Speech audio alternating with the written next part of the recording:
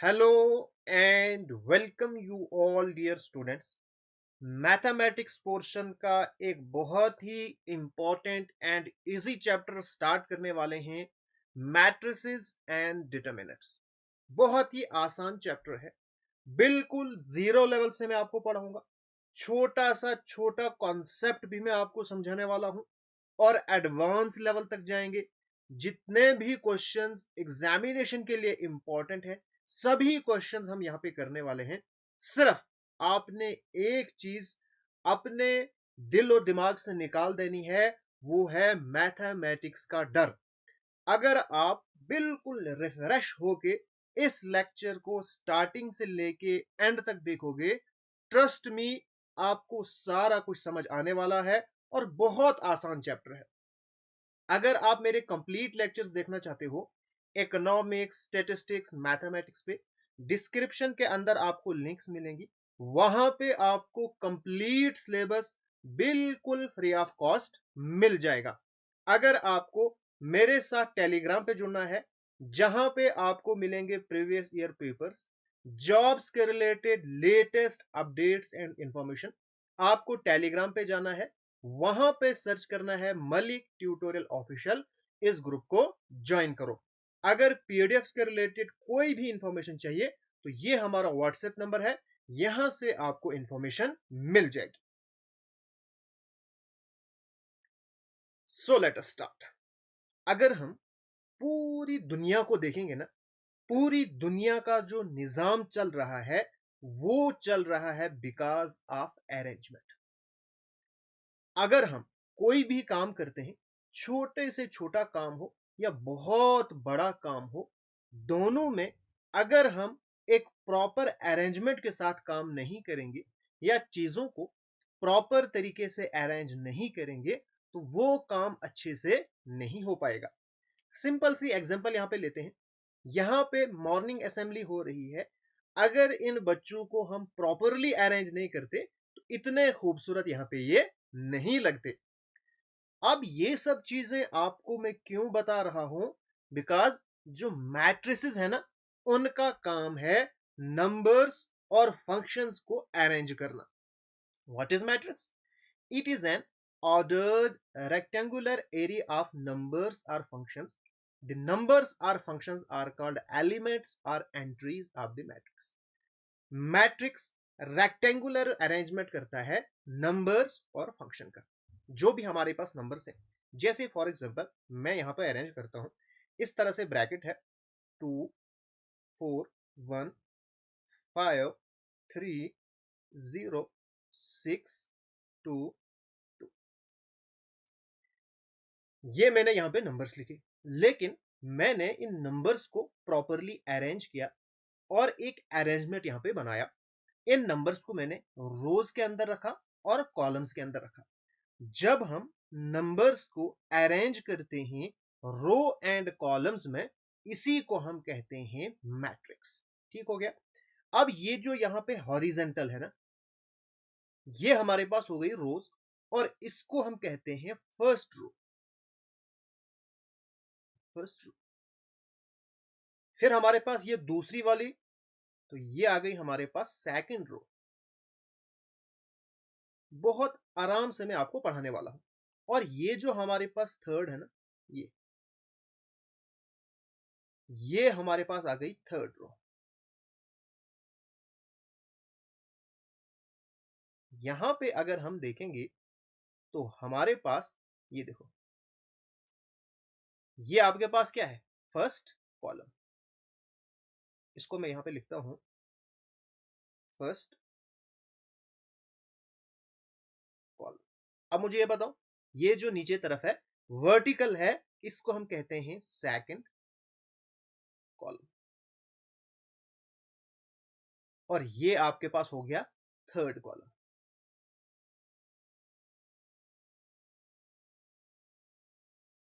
तो ये हमारे पास है मैट्रिक्स। अगर आपसे कोई पूछेगा भाई मैट्रिक्स का काम क्या है, तो matrix is the rectangular arrangement of numbers and functions. अच्छा, नंबर्स तो आपको समझ आ गया। अब आप सोच रहे होंगे कि फंक्शन को कैसे अरेंज करता है। हम इस तरह से लिख सकते हैं ना, एक्स साइन एक्स, ठीक है, ये मैं फंक्शन से लिख रहा हूं, ई की पावर एक्स और एक्स स्क्वायर। तो यहां पे मैंने क्या किया, रेक्टेंगुलर अरेंजमेंट कर दिया, लेकिन एंट्रीज इस वक्त क्या है, फंक्शंस है। ये जो अंदर है ना, इनको हम कहते हैं एलिमेंट्स या एंट्रीज, ठीक हो गया। और इनको हम ज्यादातर डिनोट करते हैं स्मॉल लेटर से। जो हमारे पास ए से लेके जेड तक है, वहां पे हमारे पास जो स्मॉल लेटर्स हैं, इनसे हम डिनोट करते हैं। और जो पूरी मैट्रिक्स है, इनको हम कैपिटल लेटर के साथ डिनोट करते हैं। जैसे इस मैट्रिक्स का नाम रखूंगा मैं ए, इस मैट्रिक्स का नाम रखूंगा मैं बी। उसके बाद ऑर्डर ऑफ अ मैट्रिक्स। अब ऑर्डर ऑफ अ मैट्रिक्स क्या कहता है, a matrix having m rows and n columns is called matrix of order m into n। अब जो रोज हैं, इनको हम लिखेंगे m, यानी आपके पास कितनी रोज हैं, आपसे मैं पूछूंगा आपकी जो ये मॉर्निंग असेंबली हो रही है, इसमें कितनी रोज हैं, आप कहोगे सर m रोज है, ठीक है। अच्छा, आपके कितने कॉलम्स हैं, आप कहोगे सर n कॉलम्स हैं। यानी कि हम रोज के लिए लिखते हैं m और कॉलम्स के लिए हम लिखते हैं n। तो ऑर्डर ऑफ अ मैट्रिक्स क्या होता है, m इंटू n। अब इसका क्या मतलब है, सबसे पहले आप मुझे बताओ, ये जो आपके पास मैट्रिक्स है ना, इसमें कितनी रोज हैं।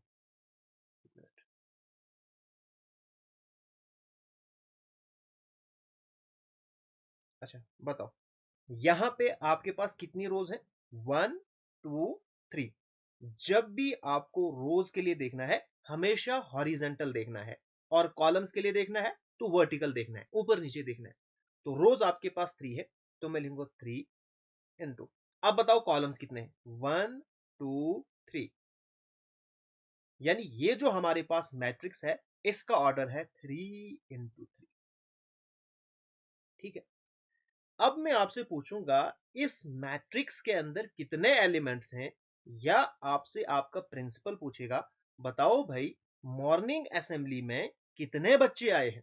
अगर आप एक एक बच्चे को गिनोगे तो बहुत ज्यादा मुश्किलात हो जाएगी। इसके लिए आपको क्या करना है, यहां पे मैट्रिक्स का कॉन्सेप्ट इस्तेमाल करना है। आपने देखना है कि यहां पे ऑर्डर क्या है, जो ही आपने ऑर्डर निकाला तो उसको आपने मल्टीप्लाई करना है। हमने ऑर्डर निकाला, इस मैट्रिक्स का ऑर्डर है 3 इंटू 3, तो नंबर ऑफ एलिमेंट्स इसके अंदर कितने होंगे, 3 3 9। गिनो जरा, पूरे यहां पे 9 एलिमेंट्स हैं। अगर कोई भी मैट्रिक्स है, जो भी उसका ऑर्डर है, अगर m इंटू n ऑर्डर है, तो इन दोनों को जब आप मल्टीप्लाई करोगे तो आपके पास बनेंगे कि उस मैट्रिक्स के अंदर कितने एलिमेंट्स हैं। ठीक हो गया। अब मसला है लोकेशन का। आपने देखना है कोई भी एलिमेंट वो कहां पे है, या आपसे प्रिंसिपल बोलेगा ये जो बच्चा है ना, ये आप बताओ ये कहां पे बैठा है। इसके लिए आप क्या करोगे, इसके लिए आपको दो चीजों की जरूरत है।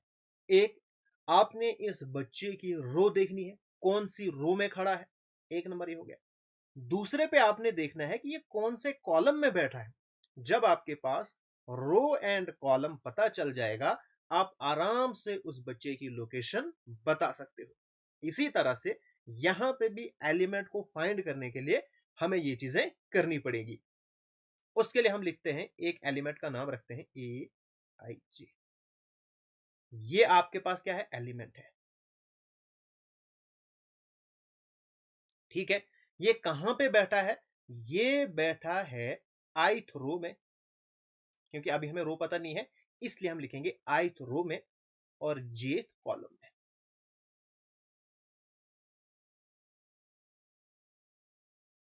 ठीक है। यानी आई आपके पास रो है और जे आपके पास कॉलम है। अच्छा, अब आपसे मैं पूछता हूं, जरा आप मुझे ये तो बताओ कि भाई जो आपके पास 5 है, 5 की मुझे आप लोकेशन बताओ। आप क्या कहोगे, सर 5 ना पहली वाली रो में है, यानी अगर मैं यहां पे लिखूंगा ए, कौन सी रो में है, पहली वाली, तो A1। अच्छा, कॉलम कौन सा है, फर्स्ट सेकंड, सेकंड कॉलम में A12। तो ये इसकी लोकेशन आ गई। A12, तो क्या है आपके पास, ये है 5। ठीक हो गया। अच्छा, अब मैं आपसे पूछता हूं, मुझे बताओ ये जो 4 है ना, इसकी लोकेशन मुझे फाइंड करके दो। तो कैसे करोगे, आप लिखोगे ए, बताओ भाई कौन सी रो में है, पहली रो और दूसरी रो यानी सेकंड रो, और कॉलम कौन सा है, कॉलम पहला ही है, तो A21। अच्छा, अच्छा अब मुझे आप बताओ A21 आपके पास आ गया 4।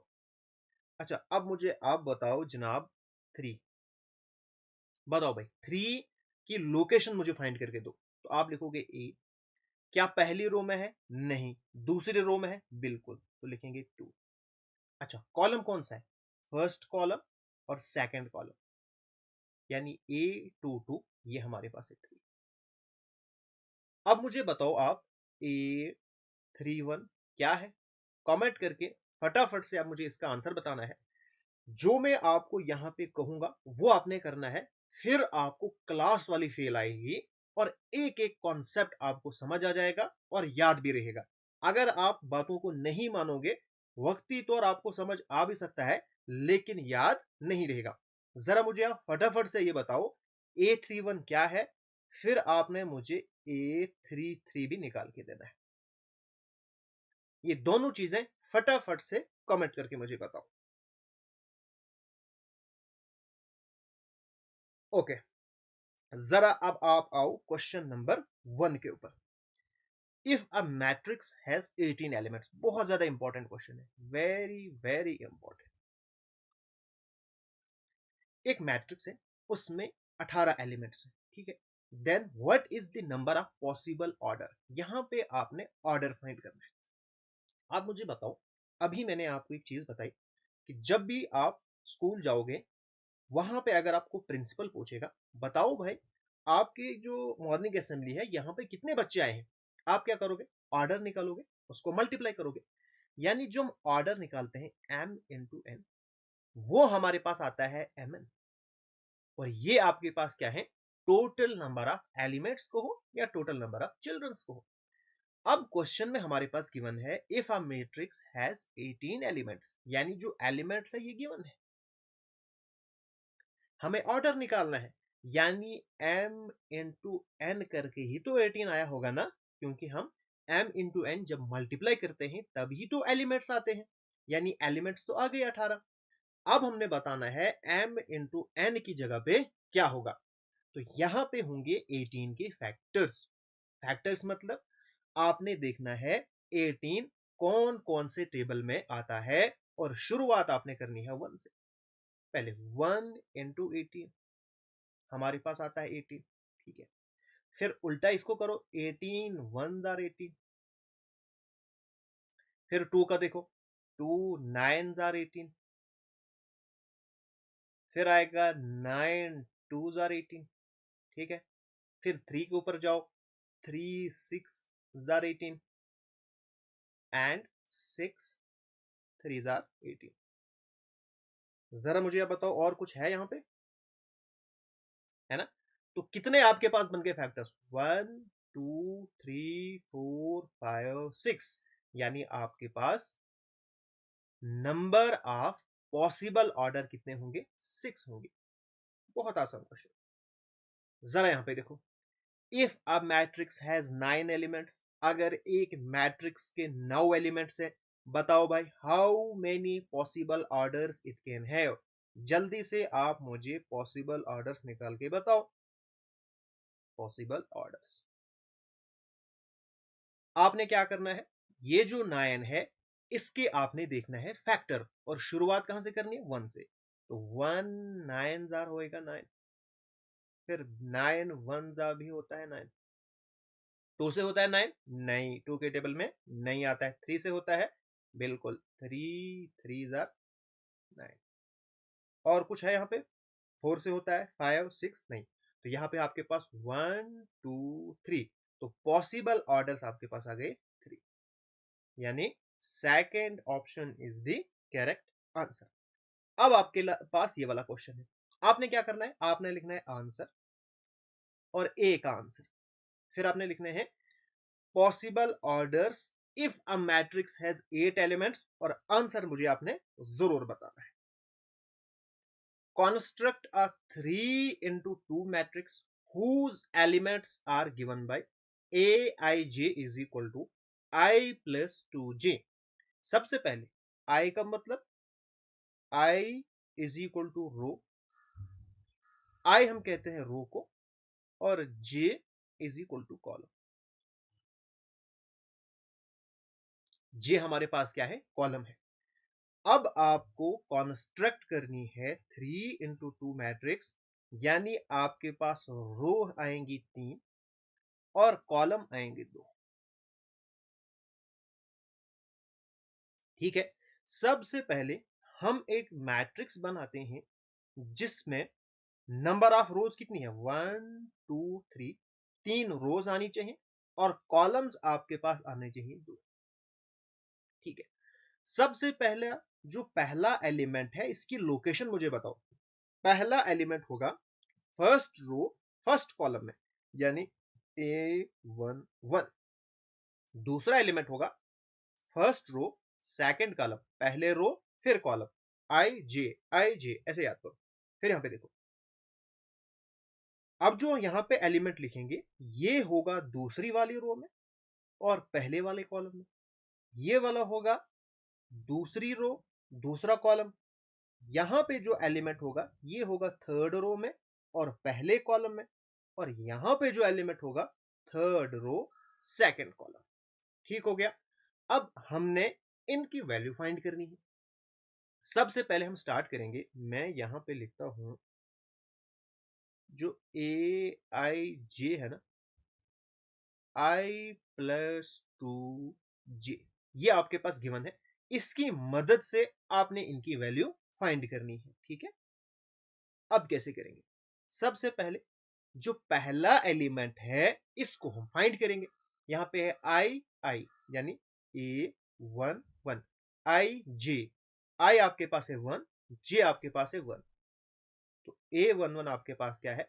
आई की जगह पे आपने वैल्यू रखनी है 1 प्लस 2 जो यहां पे मेंशन है, इनटू जे की जगह पे भी आपको वैल्यू रखनी है 1, ये वाली 1। फिर आपने क्या करना है? 2 1 जा 2, तो लिखो 1 प्लस 2, इनको आपने मल्टीप्लाई किया, अब करो प्लस 2 प्लस 1 3। ये आ गया हमारे पास पहला एलिमेंट आराम से। अब दूसरा निकालो। ये आपके पास है आई, ये आपके पास है जे, यानी इस वक्त I1 J2 है, तो वही वैल्यू आपको यहां पे पुट करनी है। आई की जगह पे 1 प्लस 2 इंटू जे की जगह पे आपको रखना है ये वाला 2, फिर 1 प्लस 2 2 जार 4, 4 प्लस 1 5। ठीक है, हो गया सेकंड एलिमेंट। अब आ जाओ तीसरे पे। सेकंड रो फर्स्ट कॉलम हमारे पास है, यानी इस वक्त आपके पास आई है 2, जे है 1, यानी 2 प्लस 2 इंटू जे की जगह पे रखने हैं 1, तो आपके पास बनेगा 2 प्लस 2 1 जा 2, तो 2 प्लस 2 बन जाएगा 4। अच्छा, अब यहां पे देखो, अब आपके पास है A22, यानी सेकेंड रो सेकेंड कॉलम, यानी आई आपके पास 2, जे आपके पास 2 है, वैल्यू पुट करो 2 इंटू 2 इज इक्वल टू 2 2 जार 4, तो 4 प्लस 2 आएगा 6, तो ये आ गया आंसर। फिर नेक्स्ट A31, यानी आई आपके पास है 3, जे आपके पास है 1, तो आपके पास है 3 प्लस 2 इंटू 1, तो आपके पास बनेगा 2 1 जार 2, तो 3 प्लस 2 दैट इज 5। ठीक हो गया। फिर नेक्स्ट आपके पास है A32, यानी थर्ड रो सेकेंड कॉलम, आई आपके पास है 3, जे आपके पास है 2, तो that is 3 plus 2 into 2 which is equal to 3 plus 2 to the 4 and आएगा 7। तो ये सारे एलिमेंट्स या एंट्रीज को ये हमारे पास आ चुकी है। तो अब हमारे पास A3 into 2 मैट्रिक्स तैयार होके आ चुकी है, और वो हमारे पास है 3 5 3, 5, 4, 6 एंड 5, 7। तो ये हमारे पास है 3x2 मैट्रिक्स। अब यहां पे देखो क्वेश्चन, अब ये वाला पार्ट मैं करूंगा और ये दो पार्ट आपने करने हैं एंड कमेंट करके आपने बताना है क्या ये आपसे निकले या नहीं निकले, क्योंकि मैट्रिक्स तो आप वहां पे लिख नहीं सकते हो। या आप एक काम करना, इनके आप एलिमेंट्स मुझे कमेंट करके बता देना, ठीक है, first part and second part के लिए। अच्छा, इस वक्त आपको कॉन्स्ट्रक्ट करनी है 2x2 मैट्रिक्स। तो कैसी होती है 2x2 मैट्रिक्स? यानी आपके पास नंबर ऑफ रोज दो हैं एंड नंबर ऑफ कॉलम्स भी दो ही हैं। यानी पहला आपके पास A11 है, फर्स्ट रो फर्स्ट कॉलम, फिर 1 2 फर्स्ट रो सेकंड कॉलम, फिर A21 second row first column and A22 that is second row and second column. अब आपके पास इस वक्त गिवन है A is equal to AIJ, sorry हाँ यहाँ पे गिवन है, तो मैं यहां पे लिखता हूं AIJ is equal to I plus J का होल स्क्वायर अपॉन 2। पहला नंबर A11 यानी I आपके पास 1, J आपके पास 1, तो यहां पे वैल्यू डालो 1+1, I की जगह पे भी 1, J की जगह पे भी 1 का होल स्क्वायर अपॉन 2। 1+1 कितना बनेगा 2, तो 2 का स्क्वायर अपॉन 2 दैट इज 2 का स्क्वायर कितना होता है 4, यानी 2 2 4, तो ये आपके पास बन गया 2। इसी तरह से A12 I की जगह पे आपको रखना है 1 और J की जगह पे रखना है 2 अपॉन 2। 2+1 3, तो 3 का square upon 2 is equal to 3 का स्क्वायर 9 अपॉन 2।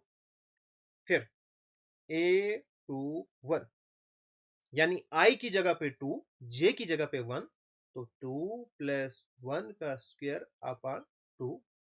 यहां पे भी 2+1 3, तो 3 का स्क्वायर 9, तो मैं लिखूंगा 9 अपॉन 2।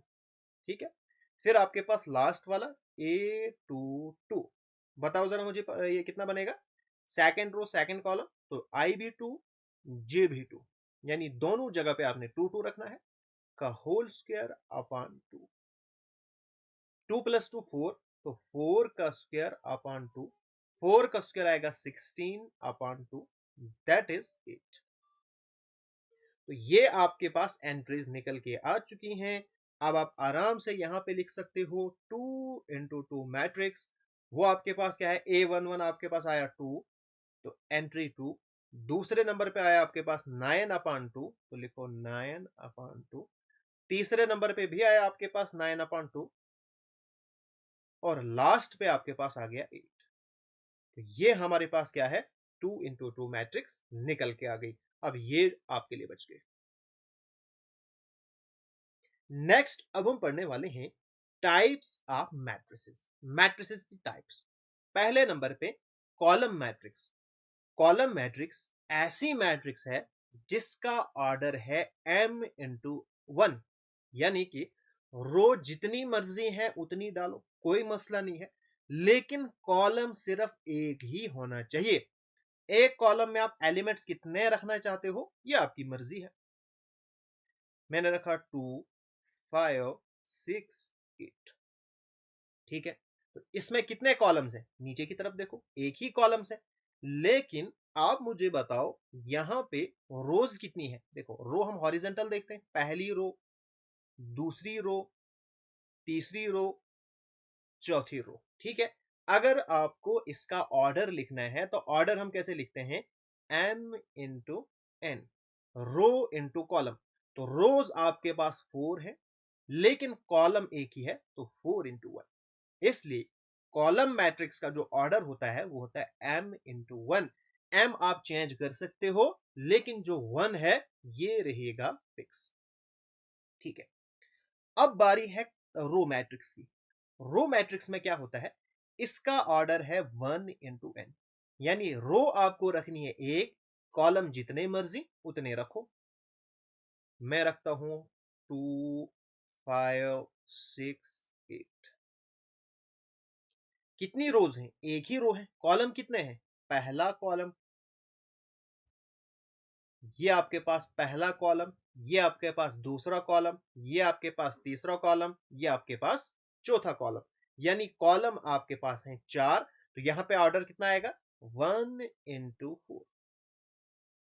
इसलिए रो मैट्रिक्स का जो जनरल ऑर्डर है वो 1 into n है। फिर हमारे पास है स्क्वायर मैट्रिक्स। स्क्वायर मैट्रिक्स में क्या है?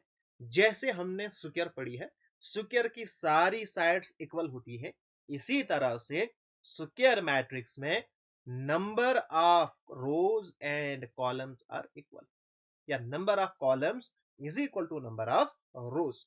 तो यहां पे आप कैसे लिखोगे? जैसे 2, 1, 3, 1।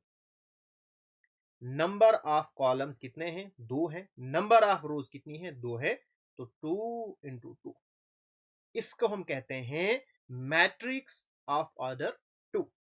इस तरह से यहां पे मैं लिखता हूं, एक और मैट्रिक्स लेता हूं, 1, 3, 5, 7, 9, 8, 8, 4, 0। बताओ भाई, ये मैट्रिक्स कौन से ऑर्डर की है? रोज कितनी है? 1, 2, 3, 3 रोज। कॉलम्स कितने हैं? 1, 2, 3। 3 into 3 मैट्रिक्स, इसको हम कहते हैं मैट्रिक्स ऑफ ऑर्डर 3। तो ये हमारे पास क्या हो गई? Square matrix. अब यहां से आगे जो हम बात करेंगे ना, वो हम सिर्फ स्क्वायर मैट्रिक्स की बात करेंगे। जो हमारे पास डायगोनल मैट्रिक्स है, क्या वो स्क्वायर मैट्रिक्स है? आपने कहना है बिल्कुल। स्केलर मैट्रिक्स है, वो भी स्क्वायर मैट्रिक्स है। आइडेंटिटी मैट्रिक्स है, वो भी स्क्वायर मैट्रिक्स है। ये तीनों की तीनों आपके पास स्क्वायर मैट्रिक्स है, लेकिन हर एक में एक स्पेशल क्वालिटी है। अब जो डायगोनल मैट्रिक्स है, इसमें क्या मसला है? is a special kind of square matrix in which all the elements outside the main diagonal are zero। जो एक मैट्रिक्स का मेन डायगोनल है ना, उसमें एंट्रीज हैं, लेकिन बाकी में सभी में जीरो है। अब जो मेन डायगोनल है मैट्रिक्स का, वो यहां पे होता है, ऐसा होता है। ठीक है, यहां पे मैं रखूंगा 2, 4, 6। ठीक है, बाकी एंट्रीज में रखूंगा 0।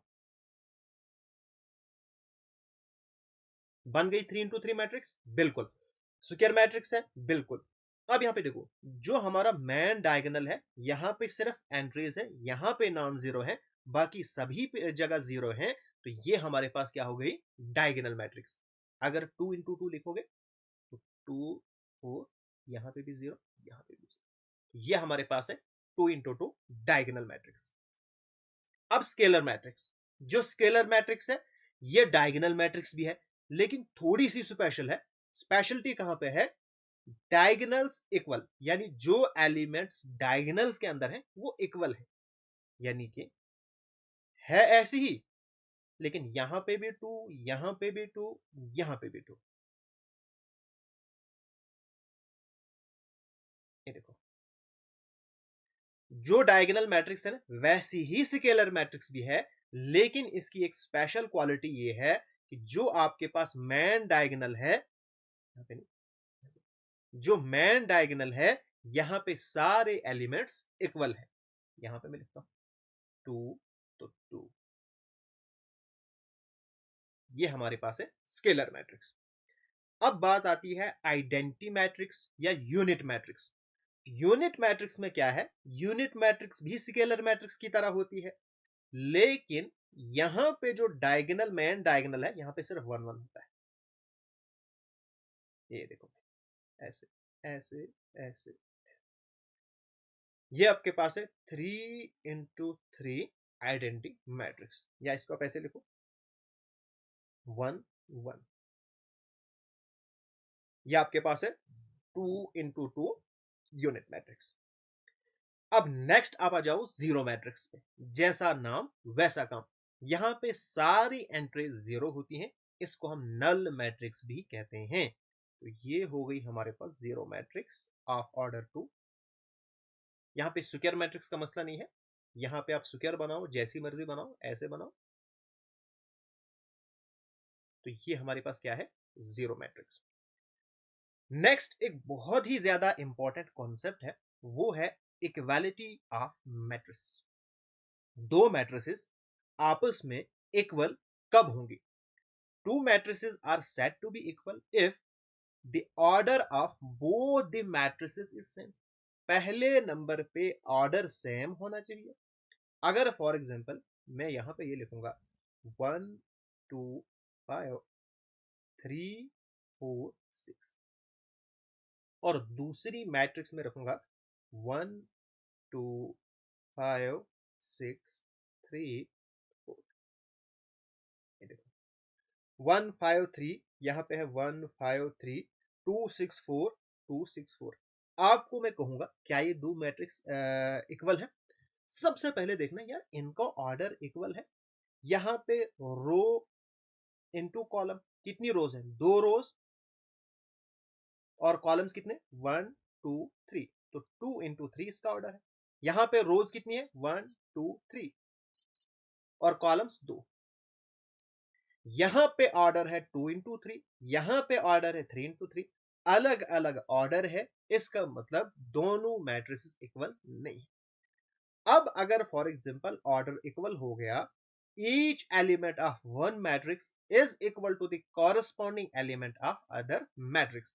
फिर हमने कंपेयर करने हैं दोनों मैट्रिसेस के कॉरस्पॉन्डिंग एलिमेंट्स, जैसे 2 4 6 8। दूसरे मैट्रिक्स भी सेम ऐसी होनी चाहिए, 2 4 6 8। तो ये आपस में क्या आ जाएंगी? दोनों मैट्रिसेस इक्वल, यानी पहले पहले के साथ होना चाहिए, सेकंड सेकंड के साथ, तीसरा तीसरे के साथ, और ये वाला इसके साथ। तो ये हमारे पास हो गया इक्वालिटी ऑफ मैट्रिक्स। अब यहां पे क्वेश्चन है, मैंने लिए हैं 3 पार्ट्स, दो मैं सॉल्व करता हूं और तीसरा आपके लिए मैं छोड़ देता हूं। पहला पार्ट, अब मुझे आप एक चीज बताओ, यहां पे बीच में लिखा है इक्वल टू। दो मैट्रिसेस इक्वल कब होती हैं? जब एक तो उनका ऑर्डर सेम हो, ऑर्डर बिल्कुल सेम है, ये भी 2 × 2 मैट्रिक्स है, ये भी 2 × 2 मैट्रिक्स है, ठीक हो गया। दूसरे नंबर पे फिर उनके कॉरस्पॉन्डिंग एलिमेंट्स इक्वल होने चाहिए। देखो यहां पे भी 5 है, यहां पे भी 5 है। अब मुझे बताओ, यहां पे अगर 4 है तो यहां पे क्या होना चाहिए? यहां पे भी 4 होना चाहिए, यानी y की वैल्यू आपके पास आ जाएगी 4, यानी कॉरस्पॉन्डिंग एलिमेंट इक्वल। फिर 3 किसके बराबर हो जाएगा? z के इक्वल, तो z इज इक्वल टू 3। इसी तरह से x किसके बराबर हो जाएगा? 1, तो x इज इक्वल टू 1। जरा मुझे बताओ, आपको फाइंड क्या करना था? Find the value of x y z, वो तो आपने निकाल दी। इतना आसान है मैट्रिसेस। अब आपने सिर्फ 10 सेकंड निकालना है। अगर आपको कॉन्सेप्ट अच्छे से समझ आ रहा है, प्लीज कमेंट आपने जरूर करना है, वीडियो को लाइक करना है, एंड लास्ट पे इस वीडियो को आपने कंपलसरी शेयर जरूर करना है। अब देखो, अब मैं आता हूं इस वाले क्वेश्चन पे। यहां पे भी यही कॉन्सेप्ट है। ये आपके पास पहला एलिमेंट है, दूसरा है, तीसरा है, चौथा है, फर्स्ट सेकंड थर्ड फोर्थ। अब ये जो फर्स्ट है ये होगा 6 के इक्वल, यानी x plus Y is equal to 6, ठीक है। फिर आपके पास दूसरा दूसरे के बराबर होगा, यानी 5 plus Z is equal to 5। फिर ये इसके साथ, यानी X Y is equal to 8। अब हमें फाइंड करनी है value of X Y Z. अब मुझे बताओ, पहले अगर हम इस वाली इक्वेशन को लेंगे, क्योंकि ये थोड़ा आसान है, सबसे पहले यहां पे लिखा है 5 plus Z is equal to 5, तो एम्प्लाइज अगर मैं 5 को इज इक्वल टू के इस साइड लाऊंगा, यहां पे 5 प्लस में इधर माइनस में बनेगा, यानी z इज इक्वल टू 5 - 5, यानी इस वाले 5 को इधर मैंने शिफ्ट किया तो आएगा 0। पहले नंबर पे हमारे पास जो z की वैल्यू है ये निकल के आ गई। अब आपके पास बचती है x plus Y is equal to 6 और X Y is equal to 8। आपको इन दोनों की वैल्यू फाइंड करनी है। अब यहां पे आप क्या करोगे? आपने x और y की ऐसी वैल्यू देखनी है, अगर हम इनको प्लस करेंगे तो 6 आना चाहिए, ठीक है। देखो जैसे 1 + 5 ये भी आता है 6, 2 प्लस 4 ये भी आपके पास आता है 6, 3 प्लस 3 ये भी आता है आपके पास 6, फिर 4 प्लस 2 ये भी आपके पास आता है 6। ठीक है, पहली कंडीशन। लेकिन दूसरी कंडीशन भी सेटिस्फाई होनी चाहिए, एक्स वाई, फिर उनको आपने मल्टीप्लाई भी करना है तो आपके पास आना चाहिए 8। अब मुझे आप बताओ, इनमें से आप वो वाले पेयर सेलेक्ट करो जहां पे आपको प्लस करके 6 आएगा, सभी में 6 आ रहा है, लेकिन मल्टीप्लाई करके 8 आना चाहिए। कहां पे आएगा? 5 मल्टीप्लाई बाय 1 5, 4 टू जार 8 यानी पहला पेयर 4 प्लस 2 आ गया। 3 3 जार 9 तो नहीं आएगा। दूसरा पेयर आपके पास आएगा 4 प्लस 2। ये दो पेयर्स आपके पास निकल के आ गई। अब आप क्या करोगे? पहले नंबर पे आपने रखा था x, यानी x अगर आपके पास 2 आएगा तो y फिर होगा 4। दूसरे नंबर पे अब यहां पे x, तो अगर आपके पास x होगा 4 तो फिर y होगा 2। तो ये आपके पास दो पॉसिबल वैल्यूज निकल के आ गई। x is equal to 2, y is equal to 4 and x is equal to 4, y is equal to 2। ये दोनों आपके पास करेक्ट है। ठीक हो गया। तो ये आपके पास सेकंड क्वेश्चन सॉल्व हो गया। अब ये क्वेश्चन आपके लिए मैं छोड़ता हूं, आपने मुझे एक्स वाई जेड की वैल्यू कमेंट करके बतानी है। आपने लिखना है question number 5 and part number 3। तो आज का लेक्चर हम यहीं पे खत्म करते हैं। एक रिक्वेस्ट जरूर मैं करूंगा लास्ट में भी, इस वीडियो को अब आपने शेयर जरूर करना है। लाइक और कमेंट तो आपने पहले ही किया है। अभी तक अगर आपने मेरा चैनल सब्सक्राइब नहीं किया है तो सब्सक्राइब जरूर कीजिएगा। यहां से आगे हम नेक्स्ट लेक्चर में कंटिन्यू करेंगे।